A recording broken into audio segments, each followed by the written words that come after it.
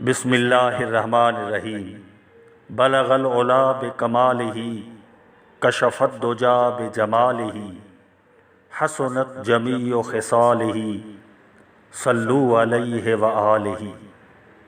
حضرت شیخ سعدی شیرازی رحمۃ اللہ علیہ نے حضور خاتم الانبیاء سید الکونین صلی اللہ علیہ وسلم کی نعت و مدح میں ایک عربی ربائی لکھتے ہوئے 3 خوبصورت مصرعے لکھے، لیکن کوشش کے باوجود چوتھا مصرعہ نہیں بن رہا تھا۔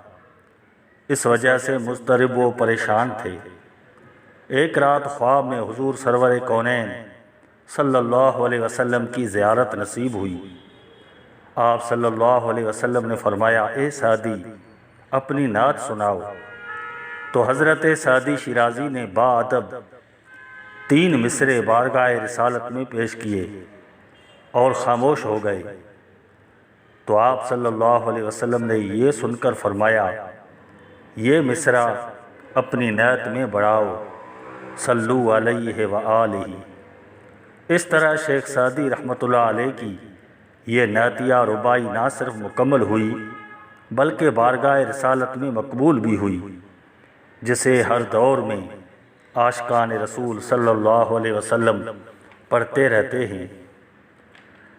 شیخ سعدی رحمۃ اللہ علیہ کی اس ربائی کا ایک ایک مصرع ایک مکمل کتاب کی طرح ہے، جس کے پہلے مصرعے میں حضور صلی اللہ علیہ وسلم کے شان، رفعت، کمال، بلندی اور معراج شریف کا تذکرہ ہے، بلغ العلا بکمالہ، جبکہ دوسرے مصرعے میں حضور صلی اللہ علیہ وسلم کی ولادت کی برکات، آپ صلی اللہ علیہ وسلم کے حسن و جمال اور نور مصطفیٰ کی تجلیوں کا ذکر ہے،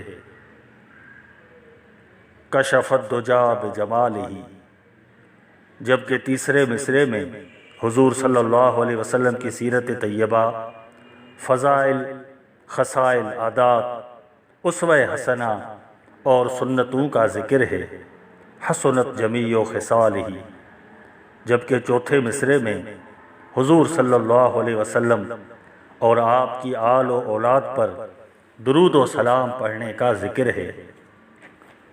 پہنچے بلندیوں پر وہ اپنے کمال سے، ختم ہوئے اندھیرے آپ کے حسن و جمال سے، سبھی عادتیں وہ خصلتیں پیاری ہیں محبوب کی، درود و سلام آپ پر اور اولاد آپ کی صلی اللہ علیہ وسلم۔